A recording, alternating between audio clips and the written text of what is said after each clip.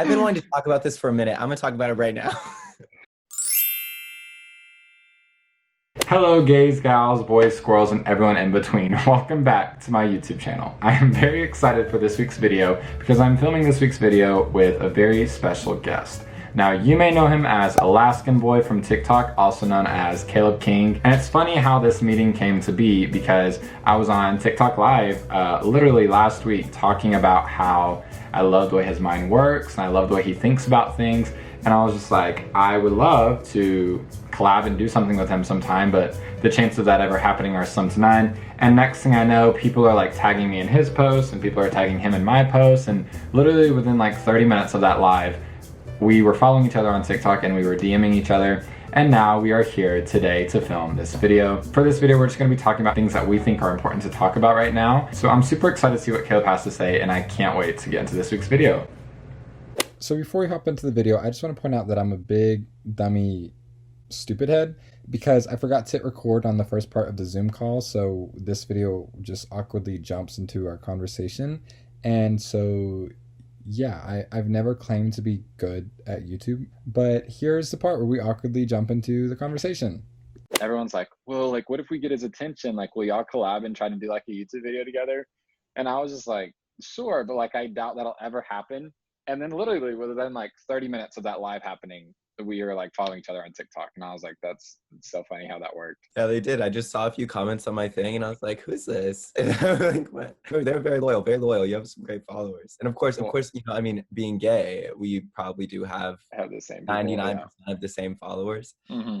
That's just kind of how it goes on TikTok. And then me being the big dumb stupid head that I am, accidentally stopped recording in the middle of the call. And so I might have missed out on some things, but we went from basic introductions right into the conversation. So this is just a little segue into a serious conversation that we started. I think the biggest thing that people are scared of is being wrong when they're talking about a race-related issue.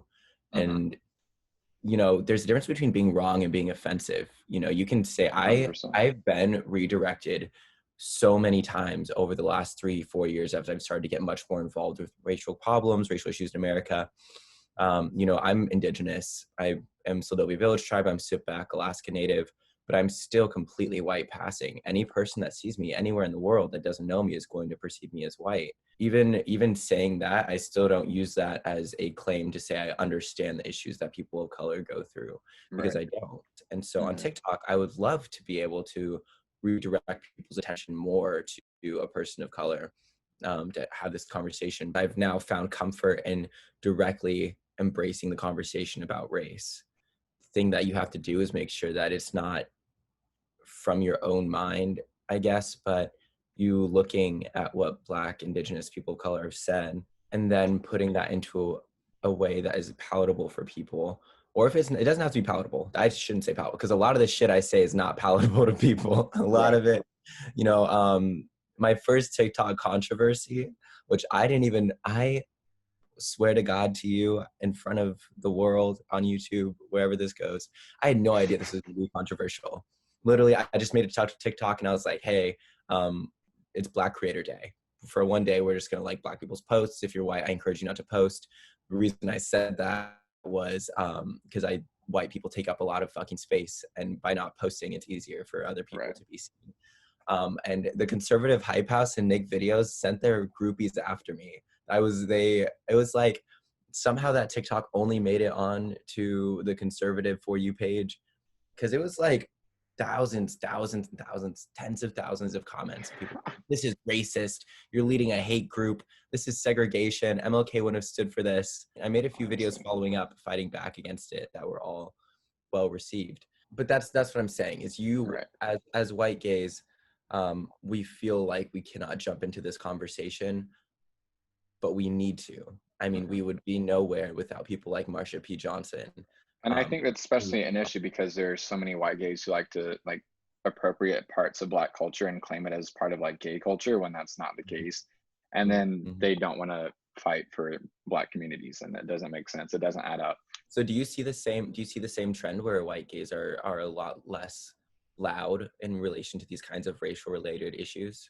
100%. And it's like the ones that are wanting to, like I just said, like appropriate things from Black communities, and they want to take that and like use that as if they created it as like a gay guy. And I'm like, Mhm. that's not the case. Like you're literally appropriating their culture that you Mhm. claim so much to care for. You claim to like appreciate diversity and stuff like that. But then you take that and then you claim it as if it's yours and don't do anything for the Black community. It's like, one, hypocritical, and Mhm. two, it's messed up. Like it's so messed up. You know what I realized? I accidentally gave a lot of my followers the impression that I'm a very timid, nice person. Like if I know you, not if I don't know you, I'm especially gonna be nice. But like if you Right. don't say stupid racist shit, like yeah, I'm gonna be very nice to you. But then there's seeing the other side where I'm like, hey, you're a dumb fuck, and someone should probably check you. Where was I going originally with this? We're off some tangent about how you're just a terrible person. Ah, sorry, gay brain. What I was gonna say is someone was like, all these white girls are talking like they're gay guys, like sis, check yourself. And I was like, you mean gay guys talking like they're Black women, and then white girls thinking they're talking like gay guys who are talking like Black women? Can we get to the root cause here? Like when you say cis, when you say period, like when you are saying yes, queen, this Mhm. isn't yours. When Right. twerk is not yours, bay is not Exactly. yours. None of this shit is yours. You've just grappled it for your own. And then you have the audacity to keep your mouth shut when Black people are getting murdered on the street. That's not okay. I was reading something earlier and someone was talking about how like Pride Month is already basically canceled. So why don't we use our energy that we could put into celebrating Pride into fighting for Black Lives Matter? Because like, Mhm. and that's such a thing. And that's again, like, I mean, I talk about it all the time. It's just like the Stonewall riots started because of Marsha P. Johnson, because of Black drag queens or people who are like people of color who are starting the gay rights movement. And it's so like disheartening sometimes to see the white gay community not do anything about it. And it's just like at the very least, like you are where you are today because of them. So it's like at the very least, do something, like say something, like don't sit there and just be silent. You know, I think one of the really big problems here is people do not recognize intersectionality. And I think it's because we use the word so whimsically, we use it so often. It's almost like the word love. It has lost its impact. But the intersectionality between LGBTQ plus community and the Black community is the intersection is so, I don't even have a word. I can't even think. I'm trying to think of a big ass word to explain this. Yeah, Like if this was a Venn diagram, it would be like they would right. be There's so much like 90% overlap. crossover, Yeah. so much overlap. And I think a big problem is although there is overlap, there's not overlap in the dialogue. So, you know, when I think about a lot of my white gay friends, do they have a lot of Black friends? No. Do they have a lot of friends that are trans? No. Do they have a lot of friends that are just people of color in general? No, they don't. There's not only a class separation between the white gay community, there's also a racial separation. That's one of the very first things I look for, like when someone first like starts talking to me or if we're like becoming friends or stuff like that. I look to see who you're friends with because I think that's a Mhm. reflection of what you value as a person. And like you were saying, there's so much overlap, especially in where race and the LGBT community intersect. I think that there's so much power in intersectionality, but nobody addresses it because, like you Mhm. said, like there is a lot of overlap, but there's hardly any conversation that's kind of circulating around that. And it's crazy because queer people of color are like a double marginalized community. And so it's like they're already fighting the struggle because you're a person of color. And then on top of that, you have to deal with another struggle because you're a queer person. And it seems like a lot of people don't want to address that conversation or even talk about that conversation because it's like difficult to talk about or it makes like white gay people uncomfortable. And it's just it's interesting to see why and how people dodge those sort of conversations. It also it directly attacks our identities because so much of our identity is implicitly rooted in Black culture. That if we bring up that that is a correlation between thievery of Black culture and us gaining social capital in the world because people think we're funny and witty and cute, that is an attack on our identities. But it should be. I wanted to ask you though, like, because you just graduated with your bachelor's in neuroscience. Mhm. Yeah. which is crazy. I'm about to graduate my bachelor's in media and entertainment, and that alone is hard, let which is alone, important to society. but neuroscience, I'm like, I would have dropped out after like the first month. But I wanted to ask if you thought like the field of neuroscience, or just like how the brain functions when it comes to like social justice, like if there's any sort of intersection, or if there's any kind of like social justice discourse in the field of neuroscience. That's such a hard question. That is such a hard. So I'm going to give you a few pieces of background before I get into that too heavily.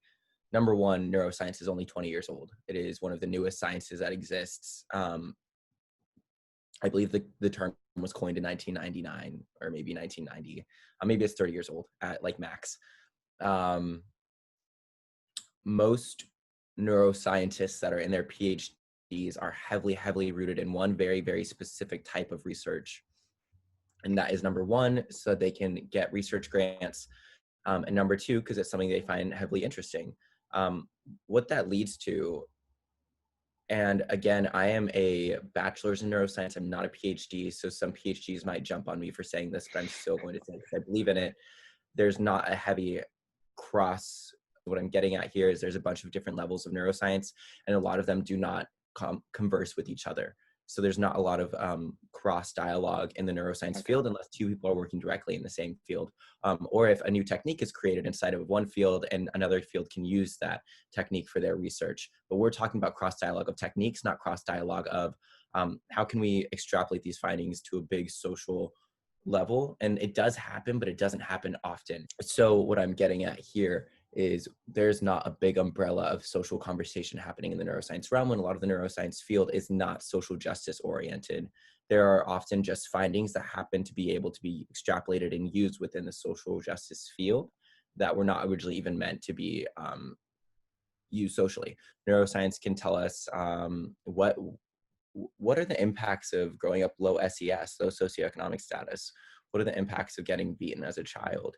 How can being perceived as a danger to society impact the way you learn in class? Another thing I kind of want to talk about is like how just like obvious racism is in the LGBT community, because like when people sit here and say that, and I think you've made TikToks about it, I think it's yours I've seen, when people sit here and like say that they have like preferences on who they want to date, how Mhm. that can reinforce racist ideas, and just kind of how racism runs rampant throughout the entire community. So I have a really, really good friend who I love so much, who went to Indiana University with me.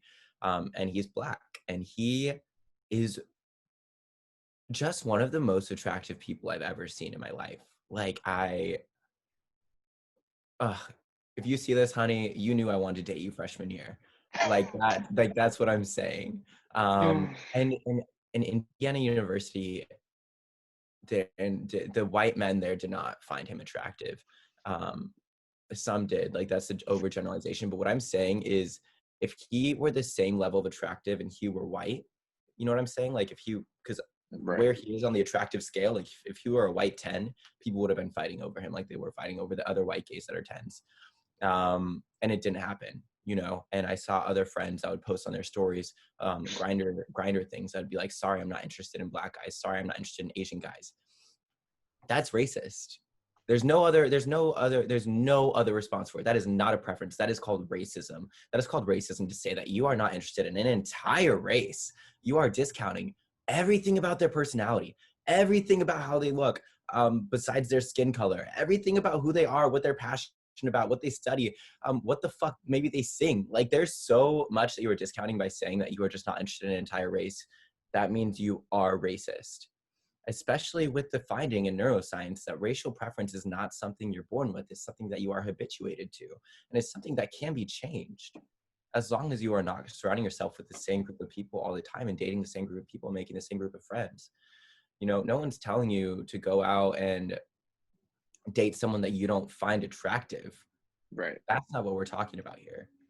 But We're to saying, explicitly like dismiss an entire community of people because of the color of their skin mm-hmm, is racist. 100%. I know what mm-hmm, drives me crazy is how harmful the word preference is, and I know a lot of people in the community defend the word preference, but when you use the word preference, it's like if you say you prefer vanilla ice cream over strawberry ice cream, you're saying strawberry ice cream is less than, it's not as good as your vanilla ice cream. So if you translate that conversation into race, if you're saying, well, I prefer white guys over black guys, you're saying that you view black men as less than, or you view them as not as good as white people, and that's racist. It's just like, I don't think that a lot of white people in the community, or even outside the community, think about what they're saying a lot of times before they say it, especially when it comes to race, and they don't think about how damaging their words can be, especially when it comes to a conversation about race.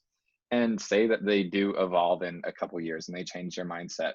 They don't acknowledge their past racist comments, behaviors. They don't think about how their words were damaging to Black communities or whatever community you're discriminating against during that time. And I feel like that's something that needs to be like talked about more, is being able to like recognize where you've messed up in your past and not just try to ignore it altogether. We are all going to be wrong sometimes. Right. It is inevitable in this life to not fuck up every once in a while. The question is then, after you make that slip, how do you proceed? Do you want to just sweep it under the rug, or do you want to acknowledge it and actually grow? Because there's a Right. chance to grow here. It's present in every single mistake, the opportunity to grow bigger than you were before. And if you don't take that opportunity, then you're setting yourself up to continually not allow yourself to be higher than when you messed up. If I'm quiet all the time, I will never grow. Right. Simple I as just, that. the thing is like, is when people are wrong and people learn and they grow. Like, I mean, you see this all the time with like influencers or celebrities or whatever, who like it comes up before that they've said racist things in the past. Mm-hmm. Like they'll apologize about it. Great, cool. But like what people fail to recognize along the way is the people who they hurt along the way. And that's the thing, like influencers or celebrities will apologize about the language that they've used, but they don't apologize necessarily to the people they hurt, or they're just kind of looking for like justification as let me grow, and that's all it is. And it's not actually like analyzing what I did wrong and what I can do better, and like looking at who I've hurt along the way. And so I just think that it's like, yes, it is great to grow, it's great to evolve, but you need to look at every single step of that growth process, and you have to be aware of that whole entire process if you're actually going to truly grow. Yeah, I agree. And sometimes, and people don't ever ask to be educated. They get attacked for saying something wrong, and then they apologize. They don't say, okay, I obviously said this out of ignorance. Can we all take a second to educate me on my large platform where other people might be able to learn from this, and then move forward? And people empathize with that. We're all, people are really quick to attack on social media, but they're also real quick to say sorry for attacking. It's not that hard to just humanize yourself Right. and just admit to the mistake that you made and ask to be taught. It's not that hard. And Exactly. instead people want to get on and they want to cry, they want to throw a fit, they want to be like, I'm so sorry. Bitch, don't be sorry, be better. I feel like learning to know when to say I don't know and ask for knowledge. I just think that we should be able to say I don't know, and know to stop talking when we don't know. Like you're not contributing to the conversation if you don't know and you're speaking anyways. And I respect someone so much more when I can have, let me preface this, when it's not regarding human life being recognized, when we can have a civil discussion about an issue. And when I say when human life is, I'm not talking about a civil discussion about Black people that should not be murdered on the streets. I don't think that's a civil issue. I think that is a human rights issue, and I don't think we need to have a civil conversation about it. I think if you don't recognize it, then you need to learn yourself. But I try to educate. I'm sorry. I try to be nice, but it's when it comes down to human life, sometimes it takes a little push. Sometimes it takes a little more, a little oomph. Oomph. And I think we have that ability as influencers. I hate that word so much, but whatever, to educate someone a little bit and to use the platform we have for good in some way, or else this platform's useless. I can't believe people are still just dancing right now. I can't believe they're still gyrating their hips. I don't feel right as like a content creator making funny or humorous content, because if I can have that privilege where I can pay attention when I want to and then turn away when I want to, that speaks volumes of my privilege as a white person. So I only want to use my platform to either educate other white people or amplify the voices of Black creators, and like that's it. I don't remember if it was when I hit 100 or 200,000, but for one of those, people were commenting like, Caleb, you're being too political. I don't want to follow you anymore. And I made a video and I was just like, hey, this is who I am. I know I've made other gay content in the past, but like at my heart, who I am is someone who wants to fight for social equity and social justice for not only race, but also for class statuses. And so if you don't like this, I'm inviting you to unfollow me now. I think that I would rather lose this platform than to try and engage with shit that I don't really want to at that moment. Because at the end of the day, these are our platforms to use in the way we want to use them. And it is up to them to follow or not follow.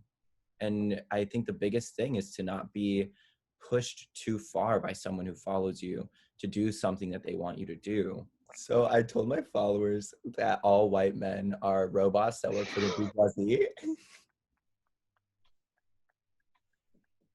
Because someone commented on one of my videos and said white men are people too with an American flag. But a few kind of final thoughts that I have about being a white gay and engaging with racial issues. I say to do it cautiously.